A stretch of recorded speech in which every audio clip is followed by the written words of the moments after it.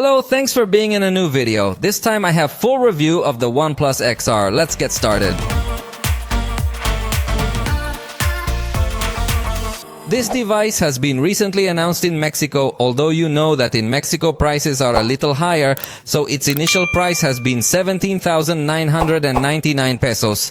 On the screen you see the reference price in dollars, and yes, it is a price that is really too high for what it can offer in some aspects. But let's say that this is a phantom price, a price that is immediately discounted. So, let's consider 12,999 pesos as the real price. That is the price at which it is in all its distributors. It is a much more attractive, more competitive price. So it puts it to compete against rivals that also have good arguments. So it is not an easy task, but surely in some aspects it will become very competitive. Although in other aspects it may also fall very short.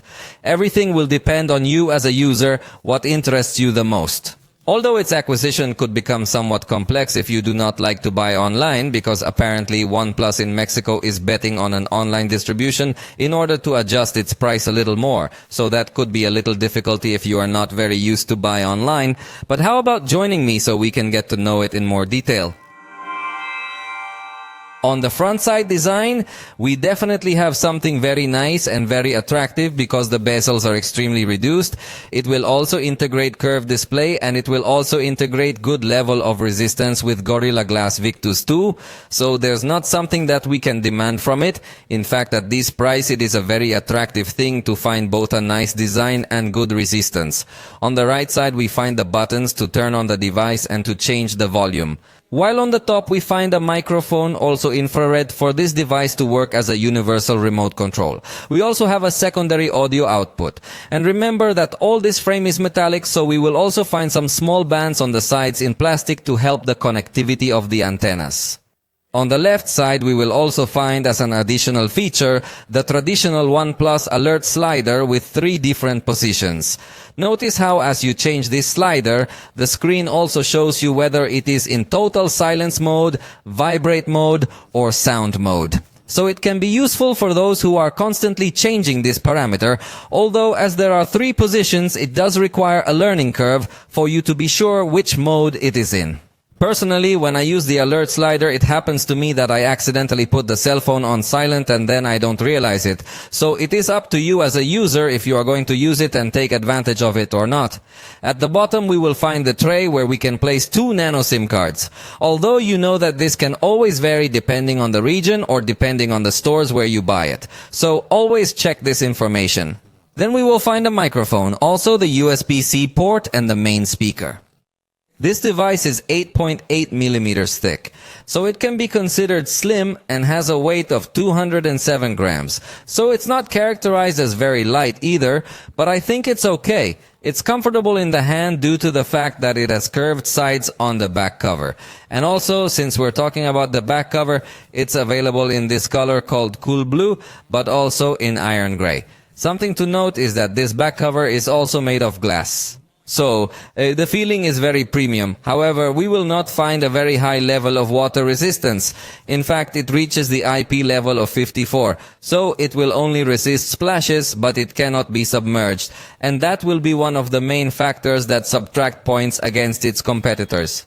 Although even the IP54 resistance level is not communicated very clearly by OnePlus, reminding us of strategies they have taken in past years where this is only communicated in some countries and not in others. So either way, we will have to be careful with water. The screen will undoubtedly be one of the most spectacular features of this device. Its diagonal is 6.78 inches, so it is a screen with very good amplitude and offers us a resolution higher than Full HD.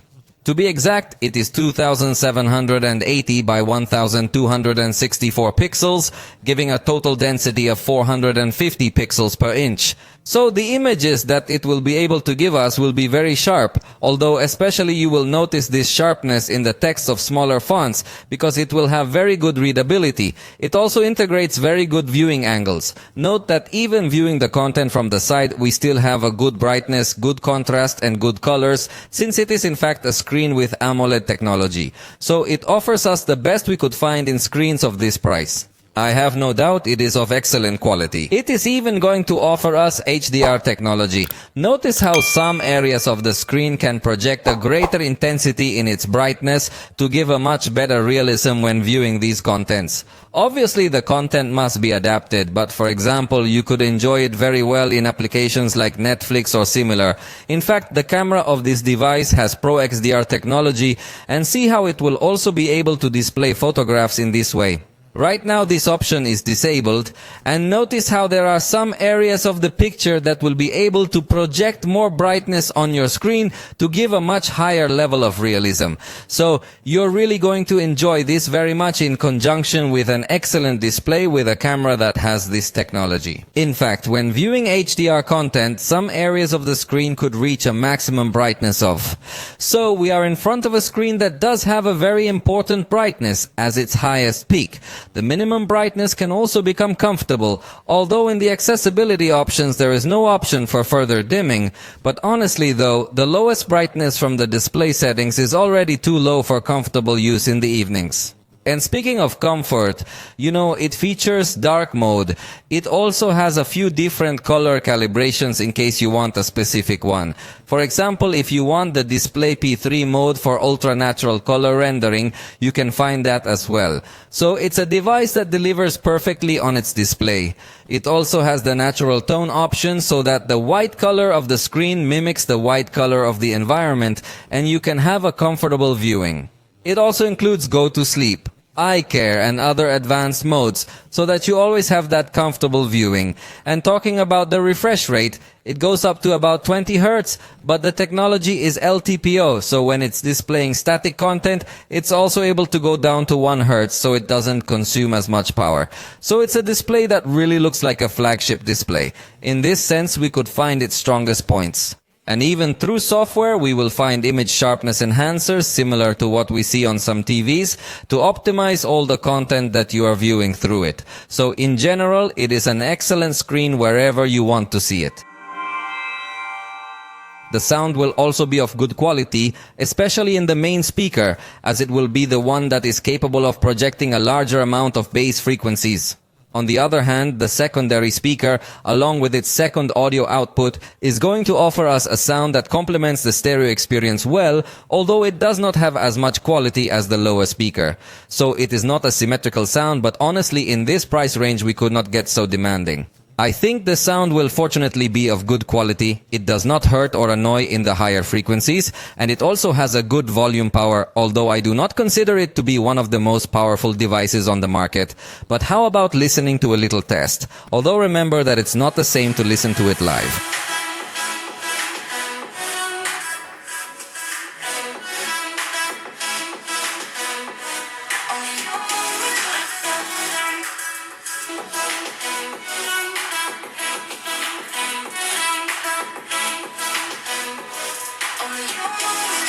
Unfortunately, it also comes complemented in a good way through software because it integrates Dolby Atmos, but the bad thing is that it does not have an equalizer in general. Only when you connect headphones will the equalizer setting appear, which you can select with 10 available bands. But if you don't have headphones connected, there is no way to modify the type of audio or sound you are projecting. It also has spatial sound, again in conjunction with compatible accessories, so you can perceive the audio from different directions. And it also has a feature called Holo Audio, which is quite similar to spatial audio, but in this case with multiple devices. As you saw, it does not integrate headphone jack, so if you want to use wired headphones, it will have to be through the USB-C port.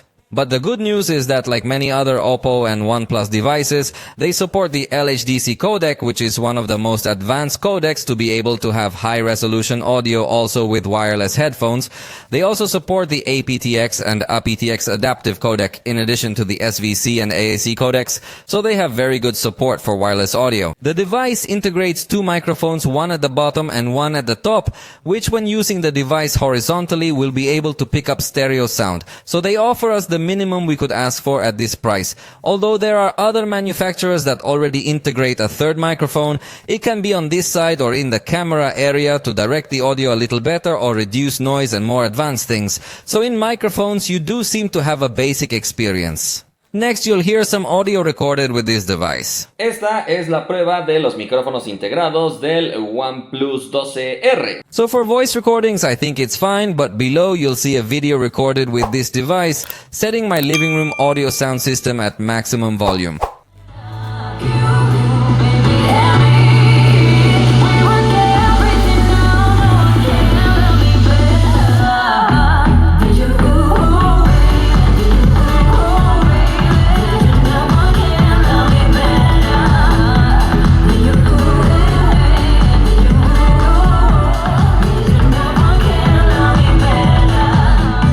As you realize, this device in environments with a lot more noise and very high volumes, it might distort the audio a little bit, so I wouldn't recommend it for recording concerts if that's one of your favorite activities. The front camera is 16 megapixels with a 2.4 f aperture and fixed focus.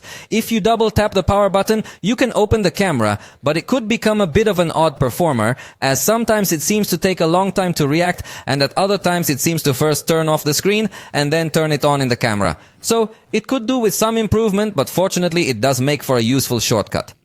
Regarding the capture speed, it notes that it's going to give us a good level of agility without going so far as to consider it the fastest capture I've seen, although it doesn't offer us a burst for the front-facing camera. But for a comfortable capture, you can show the palm of your hand or even tap on any area of the screen if you enable it in the settings. So that can come in quite handy for those moments where the shutter is a bit hard to reach. In the bottom right corner, we find buttons for the different filters that we can display simultaneously, and also for the beauty mode that has different parameters that you can keep modifying to perfect your face in case you consider it necessary. The results of the front camera of this device seem to me to be correct. I do not think they have an exaggeratedly high level of detail, but enough to enjoy a good picture, in addition to a considerably good color rendition. However, you have to consider that it has fixed focus, so if you want to take very close details of your face, they will be out of focus. The lens is not exaggeratedly wide, but it is wide enough to be well framed along with some landscape or something that you want to appear in your picture as well. So for group shots, I think it does give you a good result, even though it doesn't have autofocus. In indoor conditions, we are also going to have a good result. Maybe the color rendering is a bit cooler than it was in reality, but I think the result is still good because it handles noise well and still maintains a good level of detail and good color saturation. In backlit scenarios, the preview still doesn't look optimized, so it seems to be completely burned out in the background. But after taking the picture and processing it, I think it does a better job. Although the color rendering of the brighter areas looks a bit altered to me, slightly paler than I would like, I think the colors in the shadow area are much more accurate, so it's a photograph that doesn't come across as high quality, but I think for some users it would be good enough. At night, I find that the result is very good. It has good color, good detail, and excellent noise handling. It is virtually indistinguishable even in the darkest areas. Notice how even in backlit night photography, which is the most complex environment possible, the result is really very good. In this case, he turned on his screen to better illuminate the face, and it does an excellent job balancing well the most illuminated area of the photograph, having an excellent result. In fact, if you use the night mode, it's going to bring out the details even more, so really the front camera has good night shots. Even notice how it is able to take a good portrait picture, blurring in a very nice way the background to have a bokeh effect without any doubt completely professional. It even regulates in a good way the area of more illumination in this area, and the foreground seems to me that it is also well focused, keeps a good control of noise and colors well. Unfortunately, in portrait mode, this camera is not able to keep in focus objects in the foreground, but only your face or body parts, so it is not so accurate in this aspect. The best thing to do is to take pictures without objects next to you so that the result is much more natural. On the back, we find the photographic system composed of 3 cameras. First, I tell you about the ultra-wide that is in this part. It is of 16 millimeters with 8 megapixels. F aperture 2.2 and fixed focus. a camera that we could consider to be simple for the price range. Then we find the main camera of 24mm with 50 megapixels on its sensor, aperture f1.8 autofocus, and optical stabilization. It's a camera that can definitely deliver in a good way, although unfortunately the third camera is a 2-megapixel macro camera, a camera that definitely disappoints too much in this price range, possibly its weakest point. Next, let's do a capture speed test by trying to capture number 3. In my first 2 attempts, I'll be looking at the screen behind me to be doing a real-life capture simulation. Now, let's visualize through the cell phone because as you realize it takes a little delay and sometimes the behavior of the devices changes. If you capture the exact moment by looking at the cell phone screen, notice that it takes more than a quarter of a second before it takes the picture, but if you take the picture by looking at real life, you might be able to capture the exact moment with a good level of accuracy. You also have a burst available of up to 20 pictures. It's an ultra-fast burst, it doesn't take too long to start, although the 20 photo limit may leave you with little room to select the perfect shot. Remember that you can tap on screen to adjust exposure or focus, but you can also access the Pro mode to modify other more advanced parameters, such as ISO that can go up to 3200, shutter speed that can go up to 30 seconds, and also other parameters such as compensation, focus, and white balance. So you have very good options in addition to the photograph, which can be in RAW, RAW Plus, or JPG. Fortunately, the camera does scan QR codes directly from the main interface of the application, although if you want to scan a document, you do need to enter a special mode called Text Scanner, where the device will automatically recognize it and do the cropping. By default, it is a simple cropped photo, but you can also access more options to enhance your scan, and note that you can adjust the cropping, or you can also enhance it with different color styles, although you cannot scan multiple sheets in the same document, and in this case, you simply save them in JPG, although you could still export them to PDF by simply accessing the print options. The device has the high-resolution mode to achieve 50 megapixel photos, and I think the result is good, although I do not consider that it is giving us an exaggeratedly high level of detail, as I have seen in some other devices, even with slightly lower resolution, so I do not think it is a very strong point of this device. The moving pictures, fortunately, yes, it will capture them with a good quality without a blurry effect, both with the main camera and with the ultra-wide camera. And in these outdoor light conditions, we will notice that the ultra-wide camera will give us a good quality. The colors, I think, are accurate enough. I would not say it is the best performance, but the result seems good enough. What I like about this camera is that it does not generate as much chromatic aberration in the edges, as we have seen in some other devices. The main camera has even less distortion at the edges, and the color seems to me to be a little more accurate. It does not become oversaturated as we have seen in some other devices in this same environment. Then the color result seems to me very natural and very good. It should also be noted that this device allows you to take pictures with 2x digital zoom, maintaining optical quality. At least that is what the camera interface suggests, and I think the result is still positive in this zoom range, although I do not think it is perceived as 100% optical quality. And it even suggests you a 5x zoom preset, with which we also have a good quality. Now you are looking at a 10x digital zoom picture, and again, I think it has a good quality, making good use of the 60 megapixel sensor. You have to consider that this device doesn't integrate a telephoto camera, and yet it's still giving us good zoom quality, especially compared to other devices that even integrating a telephoto camera could offer us a very similar zoom in this price range. The maximum it allows you to reach is 20x of digital zoom, although in this case it is much clearer that we are talking about digital zoom. In indoor conditions, the ultra-wide camera also performs well with good detail, good noise management, and good colors. The main camera has practically the same performance, which is remarkable for the ultra-wide camera, although it seems to me that colors are a bit more accurate with the main camera. And remember, even when zooming in, it still performs well in these conditions. In backlit scenarios, note that the preview still does not look optimized, showing burnt areas in the picture. But after processing the photo, even with the ultra-wide camera, it achieves an excellent result, balancing highlights and shadows very well. Although we do get to perceive a little chromatic aberration at the edges of the lights and shadows, but it's pretty good. With the main camera, we will also notice that the preview is not yet optimized, but the result after processing is also very good. In fact, in this case, I think it processes even better the shadow area, giving an even more spectacular photograph in terms of light and shadow balance.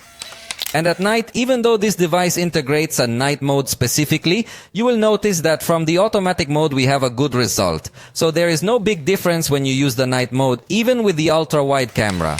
With the main camera, there will not be big differences either, and I think the result is very good, especially for the good management it does in the most illuminated areas, which do not appear completely burned, together with a good noise management that is practically imperceptible in the darkest areas and still maintains good detail. I insist that with the night mode there will be practically no difference, so it is not worth entering that mode. But the curious thing here is that also with the Zoom 2x setting, it lets us use the night mode, although again there is almost no difference between one photograph and another. And even with the Zoom 5x, it lets us enter night mode, but again there is no big difference, so it maintains a good performance from the automatic mode. And if there is no light source present in the picture, I think the ultra-wide camera can suffer a lot more. It is not going to give us a very sharp result in automatic mode, and in fact in night mode in this case we did notice a small improvement, especially in the sharpness of the result. With the main camera the result is very good even in automatic mode without the need for night mode. I like that the darkest area maintains that darkness, unlike other devices that could get to lighten these areas too much. And in this case also, the light sensing areas are perfectly well detailed. With night mode, again, there will be no big differences. And using zoom, we also have good results at night. Remember that this device does not have any specialized zoom camera, so it will use the main camera that has a very good light input even in this kind of scenarios with zoom. Although it is evident that the level of detail will not be very remarkable in this kind of scenarios because we are talking about digital zoom. For macro photography, the result seems positive to me. In this case, the color I think is a little warmer than it should be, but notice how we have a very good texture, a very nice blur in the background. Although if you need a very uniform focus of all small objects, you will notice that this device is not able to do it with the main camera. There will be some areas that will come out a little out of focus due to the nature of the lens and sensor. Using the macro camera, you could have a more even focus, although note that the colors are totally different and not as much blur is generated in the background. So for some cases this camera might be a bit useful, but personally I wouldn't use it much. Here you are looking at another photograph with the main camera and now a photograph with the ultra-wide camera. There are scenarios where the color changes very drastically. For example, here the ultra-wide photograph came out much cooler. But if the ultra-wide camera's width doesn't seem enough for you, remember that you can use the panoramic mode and we will have a positive result. It's in good resolution, although I wouldn't say it's a very high resolution, but it can become useful, as I tell you, to capture scenarios with more information. In fact, here you can use the ultra-wide camera in panorama mode and not just the main camera, gaining an excellent level of both vertical and horizontal amplitude. And for portrait photography, we will have a good performance even though it does not integrate a specific lens for depth capture, but note that the edge detection is good. It's even able to keep in focus objects in the foreground and not just parts of your body. So the result is positive, but what I like the most is that it not only allows you to take this kind of pictures with the 24mm lens, it also allows you to zoom in to have the perspective of a 48mm lens, so the portrait looks much more professional and maintains a good level of detail. I insist that foreground object detection is positive, although not 100% accurate. For example, in this case, some bars that were in the background, it kept them in focus, so there could be some results without so much precision, but overall it is a positive portrait photograph, especially because of the 48mm perspective.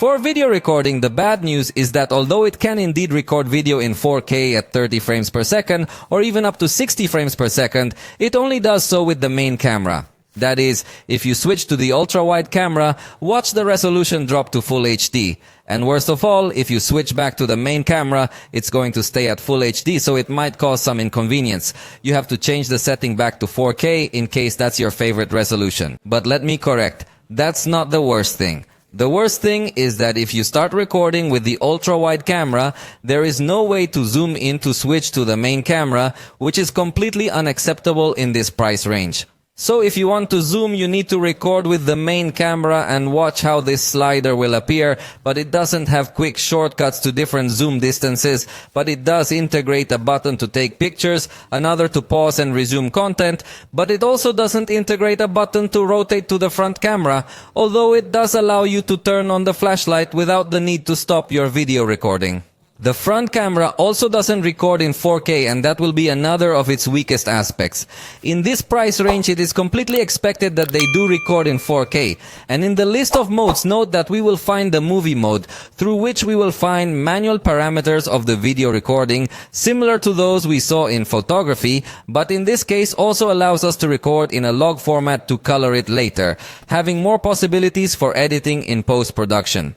With the ultra-wide camera, it will not be very advisable to record since it only does it in full HD, and as I mentioned, it is not able to zoom when you are recording with this camera, so the zoom in the video will be very limited, and even the quality looks very simple. The main camera can indeed record in 4K, although the colors look a bit paler than I would like. It honestly looks like it gets to have some difficulties. Even when there are some shadow areas present, it can become a bit paler and with less contrast the result. The zoom in video will be very limited. Honestly, it looks with very little detail and is not something this device is going to boast, so we might even consider it a weak point. Indoors, the ultra-wide camera will have an acceptable performance only because it loses a lot of contrast and detail, plus the noise is not able to handle it very well. In darker areas it will be a bit more noticeable. With the main camera it is much more advisable to record because we not only gain more detail but also better noise management in darker areas, better color saturation and better detail. But in backlit conditions, the truth was really surprised by the result. Although the shadow area has a little more noise present, but I think it makes a good regulation between these environments. Most devices will completely burn the backlit background, but this one I think achieves a good balance in highlights and shadows with both the ultra-wide camera and the main camera, although the result with the main camera is much more advanced. The highlight area looks slightly overexposed, but it's not really serious. What I find a bit more serious is that the focus seems to get lost for some moments in this kind of light conditions, but we can forgive it because it is not yet a flagship device. At night, the ultra-wide camera is going to suffer quite a bit. Much more noise will appear and it will have little level of detail. It does not regulate the light area well, and the darkest area does not capture much illumination either. So it is not recommended to record with this camera. The best is to record with the main camera that will offer much better detail. It also offers better balance of lights, and even in the darkest areas I think it manages to disguise noise better and also capture as much light as possible to still have a good result in these conditions. Although the color is not as accurate, so I wouldn't consider it an expert in this aspect.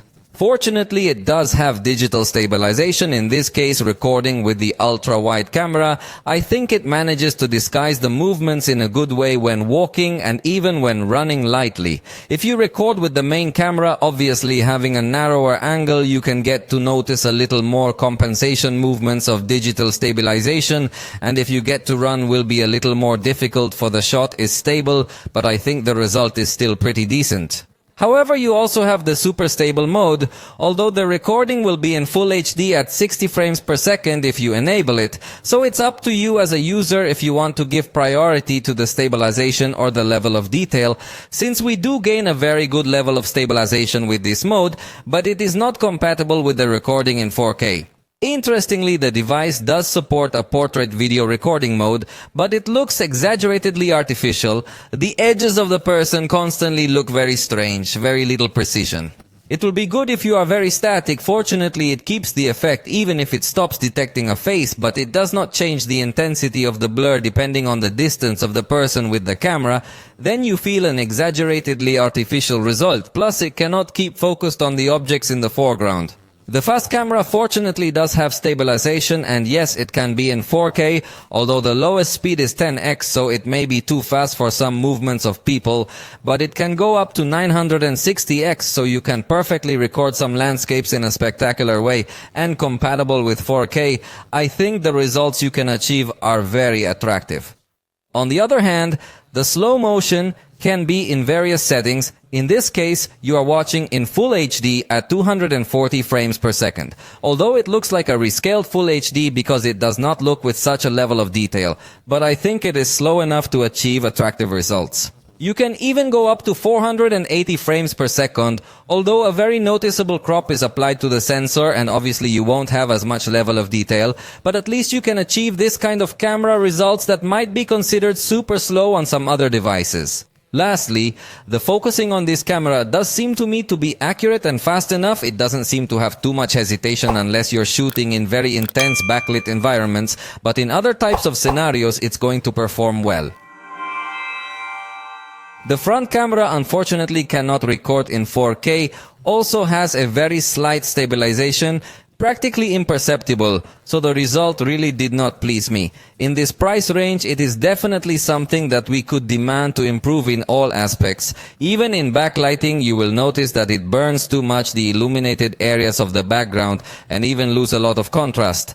So the video quality is really very simple with this camera. Indoors, where there is not so much illumination present, maybe it has a slightly more attractive result, especially because there are not so many burned areas in the background. But being a full HD video, it does not give us the resolution we would need in this price range, which would be 4K, and that is unacceptable. At night, the camera maintains a very similar performance to what we were seeing indoors. Colors can still be sufficiently saturated, although there seems to be a lot of loss of detail when trying to reduce noise. In fact, if we go to darker areas, you will start to notice more noise and a rather strange effect, although the device immediately turns on its screen with more brightness to better illuminate your face, but I think it does not get to give us a very attractive result. Look at the difference when this screen is off and when it is on. I think there is a difference, but it is not good enough. Here in the front camera, you also have the fast camera mode with the same configuration that I was telling you a moment ago, but it goes to a low bit rate. So if you pause the content at any time, it looks with very little definition. It does not integrate a front slow motion mode, but it does have the portrait recording mode. Although again, it looks a bit artificial on some edges, so the ideal is not to move too much to have a better result, and it is not able to keep in focus the objects in the foreground. But something very useful is that it does integrate dual recording mode, i.e., you can display the front camera and the rear camera at the same time, although the resolution is full HD+, and it does allow you to move that floating image, but it has a small stop on the right. Fortunately, it does have some zoom enabled when you are recording in this mode, so you are not as limited as on other smartphones, although it is not capable of switching between one camera and the other. It also has a rectangular mode and another split screen mode in half, so you have very good options for this type of recordings that can be useful for content creators or blogs and the like, although I insist that the level of detail is not too high, but currently there are very few devices capable of recording on screen. This device comes with Android 14 and Oxygen OS 14 as well, so it does have the latest from both Android and OnePlus, although I suppose that still with an update they will add a little more options because it is a system that is also based on Oppo's ColorOS, and in the case of Oppo I have already tested other devices that have more options than this one. Fortunately, it has 3 years of guaranteed software updates with 4 years of security patches, which is fine, although it is not the most advanced in the industry. But let me tell you about some options we might come to find on this device. For starters, the always-on display with different faceplates, albeit in a simple format, but I think it's enough to customize your experience well by keeping a clock or some phrase of your choice. Remember that it also allows you to change the shape of the quick settings icons in case you want to. And it also has the edge lighting feature that will light up a color on the edges of the screen to alert you of any notifications. Remember that OnePlus also offers a section called Shelf where we will find some special widgets, although unfortunately in the shelf you cannot place the same widgets that exist for the main screen, so you are a little more limited in terms of widget variety. But with respect to system applications, you might find a good variety to place in this part. It's kind of like a drawer where you can have quick access or information at a glance. It also has this sidebar through which we will be able to access recent files, something that can be quite useful if you take a screenshot and want to use it immediately. In fact, you could also have a kind of clipboard with temporary storage of files that also works by dragging and dropping elements. But surely what you will use the most will be the access to some tools like screenshots or applications. Note that if I click once on the applications, they will run in this floating window format to which I can change the position and also its size. However, it does not support applications such as YouTube because they will open in full screen. It also does not support Instagram, so there are few compatible applications and you can only open one application at a time in this format, because if you try to open any other, you can see how it is replaced. So you do not have as much versatility as on other devices. OnePlus also integrates Zen Space, through which you can forget and disconnect from the digital world. Notifications and many other things will be blocked so that you can have some time to relax. It will also offer us various gestures that we can use to control the device, and note that also integrates gestures with the palms of the hands, so we can control, for example, the TikToks with the hand. Although in this case I have not managed to work, and believe me, I have tried other devices with similar gestures, and it is very easy to activate it, but in this case it seems not to be responding correctly. Also, the mode of use of one hand reduces the content vertically but horizontally not. It will also be very difficult to reach the other end of the screen. Inside the gallery you can see that it is quite easy to cut out people. Even remember that you can drag it to this temporary clipboard, and from here you could extract it to insert it in some other area. Also remember that in the photo editor we will already find the eraser with artificial intelligence. So it has a smart lasso or a simple brush through which you can draw the objects that you want to remove, and with generative artificial intelligence it's going to try to replace that with something else. And I think the results can get pretty good depending on the complexity of the scenario. But notice how in this case it gave us a good quality result. Let's do the comparative view, and I think it's done quite well. Remember that in the gallery we can also select multiple photos to create a GIF or collage directly from here without the need to install an application. And as I mentioned to you a moment ago, it also has the universal remote control app where you simply select which device you want to control. And another integrated app from OnePlus is Relax, which will allow you to select some nature sounds to try to relax. The operating system feels well developed, stable, and of good quality. And also by having an haptic motor for a Z-axis vibration, it's one of the best we're going to experience.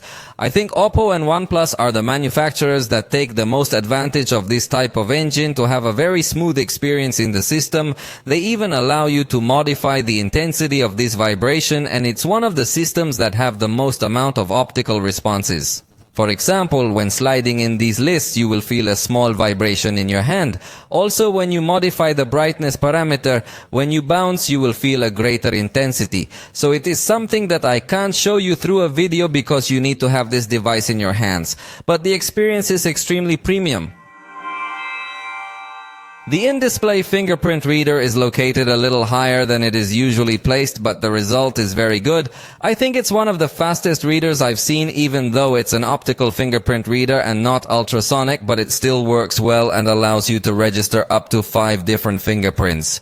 Note that it's also going to allow us to change the unlock animation so you can customize it completely to your liking, and it also allows us to select quick launch apps that we want to appear as shortcuts. Fortunately, we can customize not only application shortcuts, but directly actions within applications. That is, you could select to directly access the camera's portrait mode, or you could select to directly access compose a new email. Then we have very good shortcuts, and to activate them we simply have to unlock, and without releasing the finger we are going to slide towards the application or the shortcut we want to release the finger and access directly to that section. Another interesting tool is the intelligent hiding of notifications that will work in conjunction with facial recognition, so that if you are not looking at your phone, notifications appear with blocked content. So obviously, as I just mentioned, it does have facial unlocking, but remember that it is a simple facial unlocking only in 2 dimensions, and that is why it is not recommended to use it if your top priority is security, but you can register it.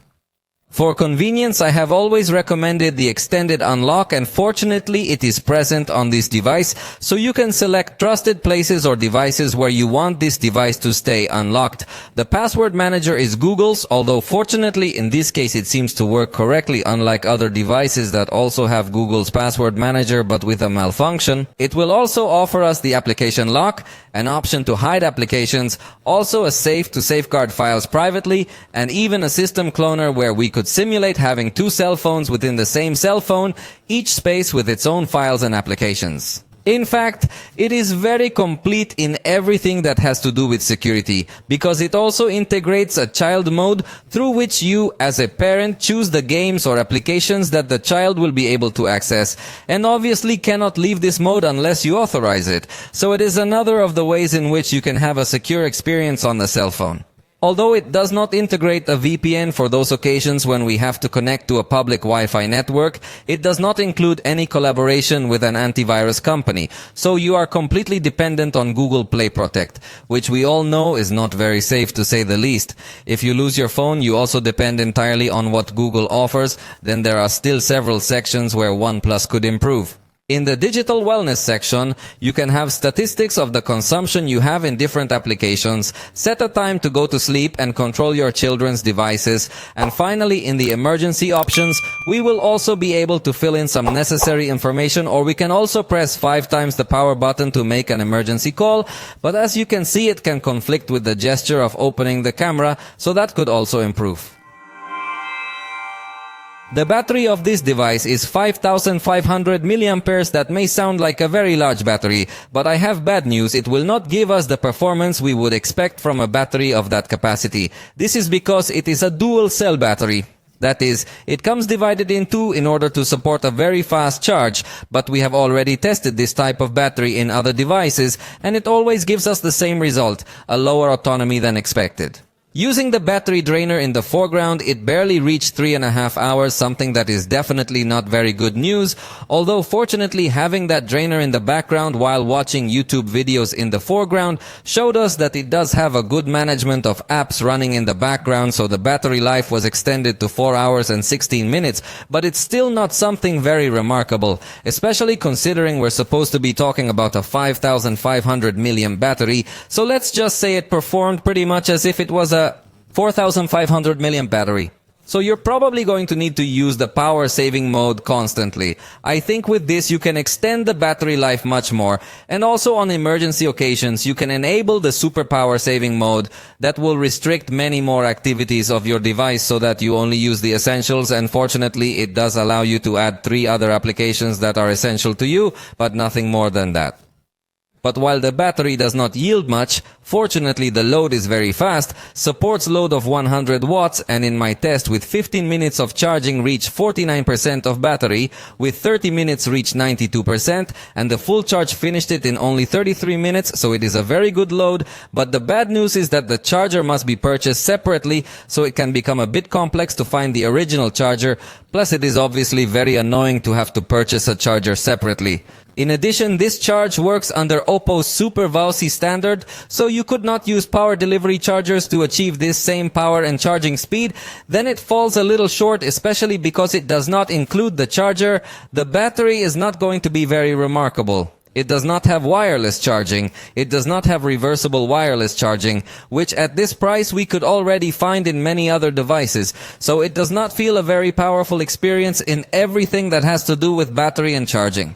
Fortunately, to take care of the battery, it does include some options. Oppo and OnePlus already have very developed technologies with respect to maintaining the health of the battery for many years, so that is something remarkable, but also comes with smart charging. In case you leave it, charging all night is useful so that it does not charge too fast, or if you need to have it always connected to the current, it is also necessary to enable this option to protect the battery and that it does not get to damage in a short time.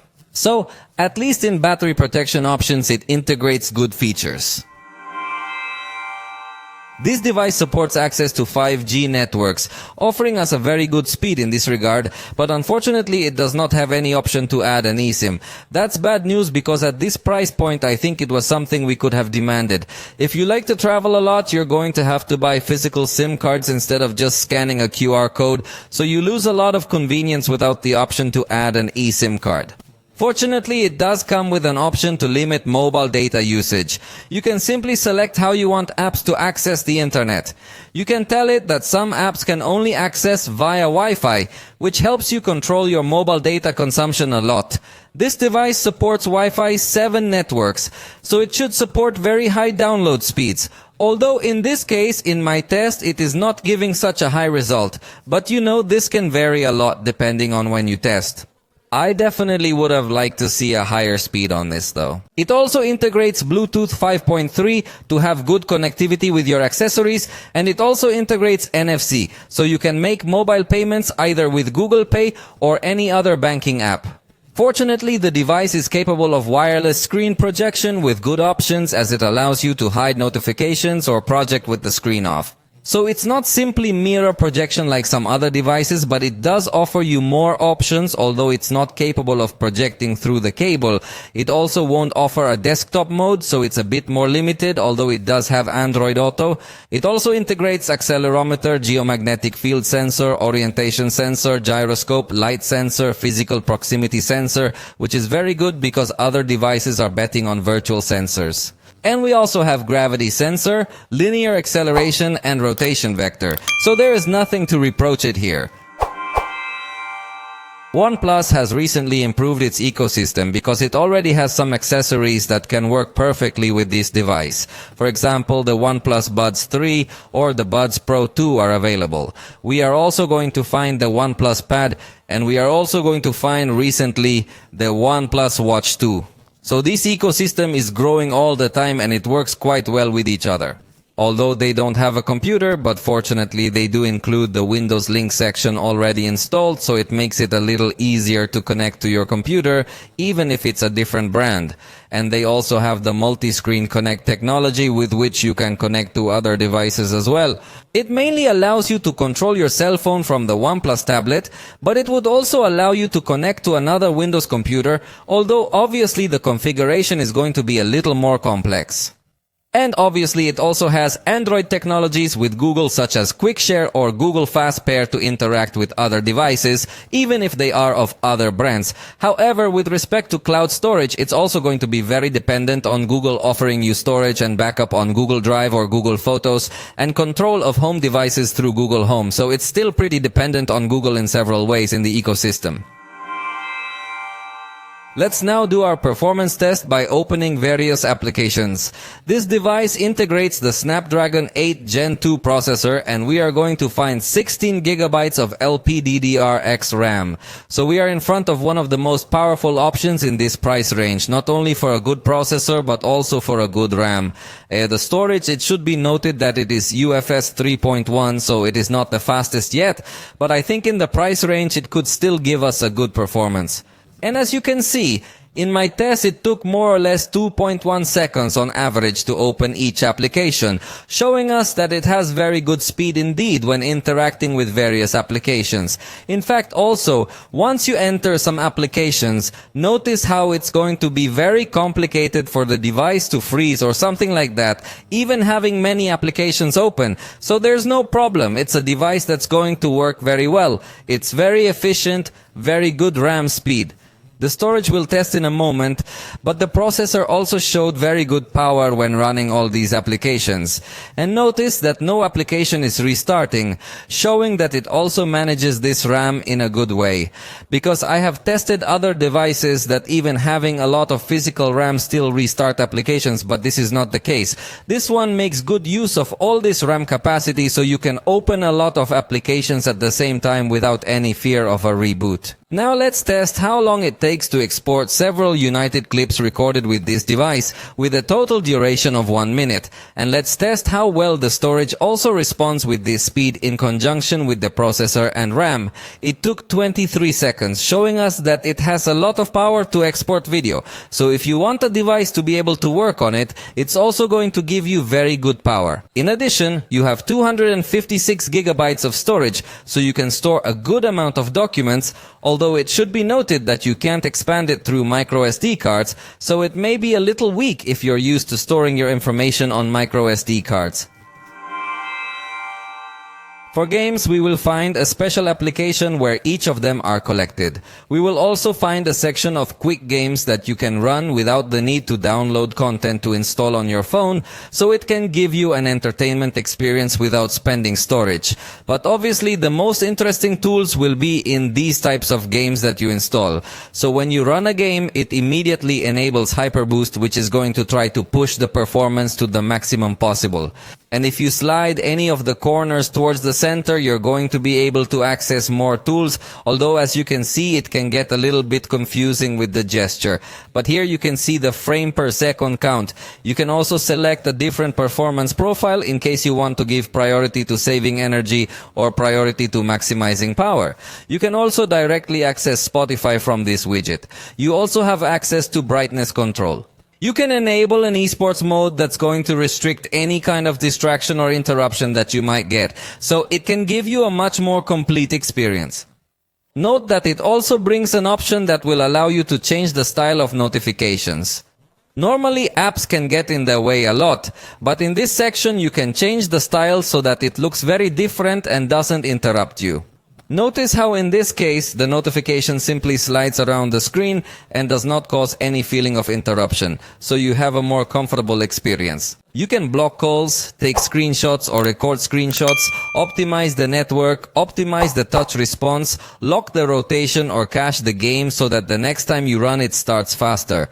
You also have an option to change your voice style in case you enable in-game chat. And you have a system monitor that you can display at the top with GPU consumption, CPU consumption, and a frame per second count as well.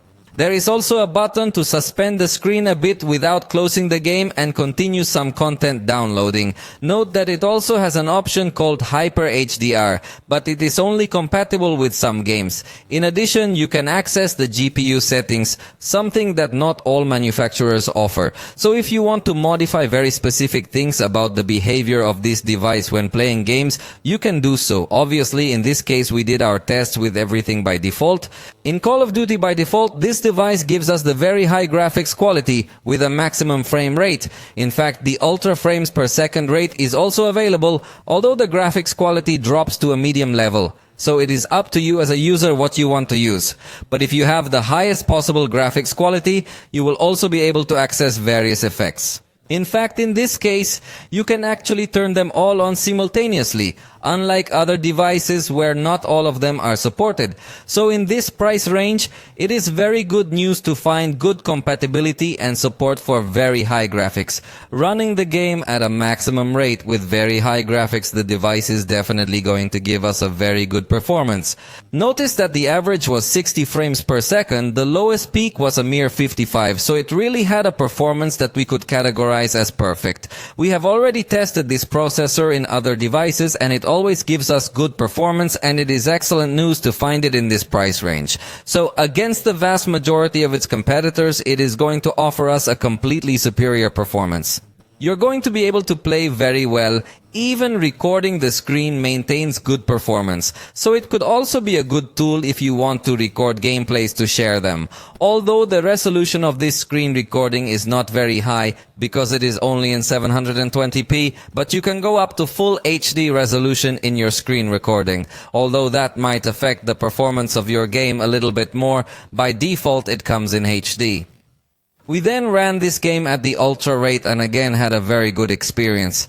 In fact, notice that the minimum it dropped was 86 frames per second, so it still looks super smooth. It makes very good use of a high refresh rate display. Remember, it's also got a good optical response engine, good sound. So the whole gaming experience is going to be really very good. In fact, speaking specifically about the graphics compatibility, it should be noted that there are very few devices that allow you to play this content in a medium quality with an ultra rate. So it is remarkable that this one has these capabilities. Although in our test, after a while of recording the screen, it was limited to 60 frames per second. Although we didn't see it freeze or anything similar, we just assumed that it does that to try to maintain a stable temperature, as it stayed at 42 degrees Celsius, so it didn't get very hot. In the Legends game, we changed the automatic setting to an ultra setting, although it should be made clear that we only use this setting on top-of-the-line devices. Generally, at this price, we test with it due to the processor it integrates. And again, the performance was really very good. In this game, it is common to encounter some small low spikes at the beginning of the game, and it was what we expected, but it is not really a big deal. In fact, the performance was very good, the game runs very smoothly, although in this case it did get a little bit hotter than we would like, but it's still good news to find this performance in this price range. In the SpongeBob game, by default, it gives us the high resolution and quality at 60 frames per second. But again, we turn it up to epic to freak out, even though in reality this device would deserve high resolution. And notice how, even at the highest resolution possible on this game, it's going to do quite well. Obviously, it was no longer capable of 100% stability, but still, we're going to notice that it doesn't freeze. The losses in frame rates are very, very few. Plus, this area of the game specifically is very complex, graphically speaking, so definitely that for this price it's going to perform very well with different types of heavy gaming content. In Genshin Impact, by default, it gives the medium graphics quality, but for the test we turned it up to very high quality, exaggerating due to the good processor it has. But remember that at this price, the most appropriate would be to play in high quality.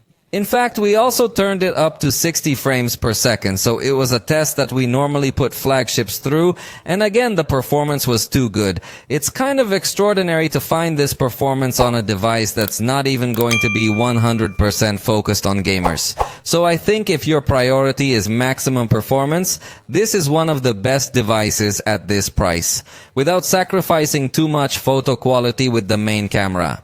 But notice that even recording the screen in this content, we don't get to notice a drop in performance. So it really is very powerful and very powerful. A very good choice if your priority is to play games. In conclusion, this is a device that is very focused on power. That will be its strongest point, but it still has some points that could definitely disappoint several people, such as the battery performance, or the fact of not including charger, or the presence of a macro camera. So it has very strong contrast in all its aspects. There are very good aspects and aspects that really leave a lot to be desired in this price range. It will be up to you as a user what you want to prioritize. For now, we have reached the end of this video. If you liked it, you know you can let us know, and we'll see you next time.